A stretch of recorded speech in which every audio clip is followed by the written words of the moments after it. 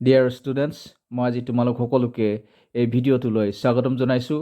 আজি আমি আলোচনা কৰিবলৈ লোৱা টপিকটো হৈছে ডিগ্ৰীজ অফ কম্পেৰিজন। এতিয়া তোমালোকে কুৱেশ্যনটো দেখিছা, ইউজ পজিটিভ ডিগ্ৰী, আৰু তাৰ ঠিক তলত 4টা চেণ্টেঞ্চেছ আছে।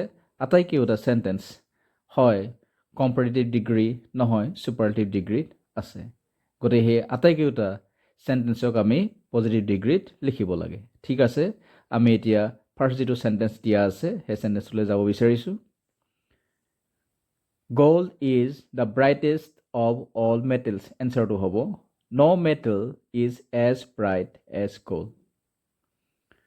এতিয়া আমি কিয় লিখিলোঁ gold is the brightest of all metals, মানে সকলো মেটেলছৰ ভিতৰত, ধাতুৰ ভিতৰত গ'ল্ড মানে সোণ আটাইতকৈ উজ্জ্বল। এইটো আছে ছুপাৰলেটিভ ডিগ্ৰী। আৰু আমি যেতিয়া পজিটিভ ডিগ্ৰীত লিখিছোঁ অৰ্থ একে হৈছে, কিন্তু যদি একে হৈছে তথাপিতো কোৱা ধৰণটো অলপ বেলেগ। No' metal is as bright as gold. ইয়াৰ অৰ্থটো এইটো হ'ব যে সোণৰ সমান উজ্জ্বল কোনো ধাতুৱেই নাই। অৰ্থটো একেটাই, কিন্তু কোৱাৰ ঠিক তৰিকাটো অলপ বেলেগ। এতিয়া আমি ইয়াৰ পিছৰটোলৈ আহিলোঁ। Rita is the most beautiful girl in the group. এনচাৰটো হ'ব no' other girl in the group is as beautiful as Rita. আমি কিয় লিখিলোঁ সেইটো জানিব লাগিব। Rita is the most beautiful girl, the most beautiful এইটো থকাৰ কাৰণে কি হৈছে পজিটিভ ডিগ্ৰীত লিখা হৈছে, মানে এডজেক্টিভটো বিউটিফুল যিটো এডজেক্টিভ আছে সেই এডজেক্টিভটো ছুপাৰলেটিভ ডিগ্ৰীত লিখা হৈছে। দ্য মষ্ট বিউটিফুল এইটো হৈছে ছুপাৰলেটিভ ডিগ্ৰীত আছে। ইয়াৰ অৰ্থটো হৈছে ৰীতা গ্ৰুপটোৰ ভিতৰত আটাইতকৈ ধুনীয়া ছোৱালী।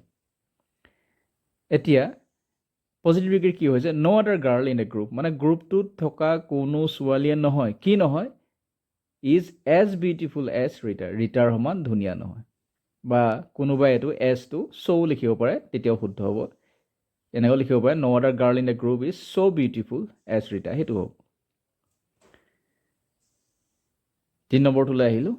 Rose is the most beautiful flower. এনচাৰটো হ'ব no' flower is as beautiful as rose. ওপৰৰ যিটো চেণ্টেঞ্চ আছে সেই চেণ্টেঞ্চটো ছুপাৰলেটিভ ডিগ্ৰীত আছে। Rose is the most beautiful flower, মানে গোলাপ ফুল আটাইতকৈ ধুনীয়া ফুল। গতিকে আমি পজিটিভত আমি লিখিবলগীয়া হৈছে যে no' flower is as beautiful as rose, গোলাপ ফুলৰ সমান কোনো ফুলেই ধুনীয়া নহয়, বা গোলাপ ফুলৰ সমান ধুনীয়া ফুল কোনোৱেই নাই। এতিয়া আমি শেষৰটোলৈ আহিছোঁ। Jorhat is more developed than most other towns of Assam. এনচাৰটো হ'ব very few towns of Assam are as developed as Jorhat. আমি কিয় লিখিলোঁ the Jorhat is more developed, এইটো কিন্তু কম্পেৰিটিভ ডিগ্ৰী আছে। বাকীকেইটা আমি যিকেইটা পাইছিলোঁ আটাইকেইটা ছুপাৰলেটিভ ডিগ্ৰী আছিলে, সেইকাৰণে আগত দা বহিছিলে, ইয়াৰ আগত দা নাই। যোৰহাট ইজ মোৰ ডেভেলপড, আৰু দেন এটা হৈছে THAN, দেন এটা ইউজ কৰা হৈছে। Jorhat is more developed than most other towns of Assam, মানে অসমৰ বেছিভাগ টাউনতকৈ যোৰহাটখন ডেভেলপড, মানে উন্নত মানৰ। কিন্তু এইটো নহয় যে যোৰহাট আটাইতকৈ ডেভেলপড নহয়। যোৰহাটৰ নিচিনা হয়তো টাউন তেনেকৈ আছে অসমত, তেজপুৰ আছে তেনেকৈ, আৰু ইফালে শিলচৰ আছে, তেনে টাউন আছে। আজিকালি ডিব্ৰুগড় আজিকালি চিটি হৈ গ'ল। গুৱাহাটী ঠিক যেনেদৰে চিটি, ডিব্ৰুগড় চিটি হৈ গ'ল, ডিব্ৰুগড় টাউনৰ শাৰীত নপৰে। এইফালে যোৰহাট আছে, তেজপুৰ আছে, শিলচৰ, আৰু তেনেকৈ ডাঙৰ ডাঙৰ বহুতো মানে টাউন আছে, শিৱসাগৰ আছে। গতিকে আটাইতকৈ ঠিক ডেভেলপ নহয়, কিন্তু আটাইতকৈ ডেভেলপ যিবিলাক টাউন আছে তাৰ ভিতৰত অন্যতম।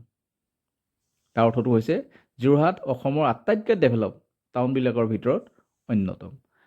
আৰু ইয়াত অৰ্থটো এনেকুৱা ধৰণৰ হৈছে Jorhat is more develop than most other towns of Assam, মানে অসমৰ বেছিভাগ টাউনতকৈ যোৰহাটখন ডেভেলপড হয়, মানে উন্নত হয় বা উন্নত মানৰ হয়।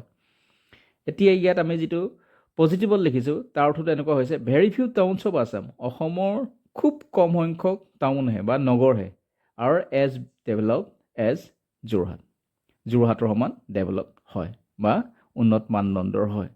আৰু তোমালোকে এটা কথা মন কৰে very few towns of Assam, যেতিয়া টাউনছ আছে এইটো ছাবজেক্টটো টাউনছ হৈ আছে, আৰু সেইকাৰণে এইটো আমি আৰ লিখোঁ। কিন্তু তোমালোকে ইজ কেতিয়াও এইটো নিলিখিবা, very few towns of Assam is নহয়, very few towns of Assam are মানে টাউনছটো প্লুৰেল হৈ আছে টাউনছটো প্লুৰেল হোৱাৰ কাৰণে এইটো ছাবজেক্ট সেইকাৰণে আৰ লিখিব লাগে ইজ লিখিব আমি নোৱাৰোঁ গতিকে very few towns of Assam are as developed as Jorhat গতিকে যোৰহাটৰ সমান ডেভেলপ নগৰ বা টাউন অসমত খুব কমহে আছে 2খন বা 3খন তেনেদৰে আছে কিন্তু অসমত টাউনৰ সংখ্যা বহুত আছে তাৰ ভিতৰত 2-3খন যোৰহাটৰ সমান ডেভেলপ হ'ব পাৰে ঠিক আছে আমি আজি ভিডিঅ'টো ইমানতে সামৰণি মাৰিব বিচাৰিছোঁ ভিডিঅ'টো লাইক কৰিবা ফ্ৰেণ্ডছৰ লগত শ্বেয়াৰ কৰিবা আৰু এনেকুৱা এডুকেশ্যনেল ভিডিঅ' পাই থাকিবলৈ হ'লে চেনেলটো ছাবস্ক্ৰাইব কৰি ল'বা থেংক ইউ অল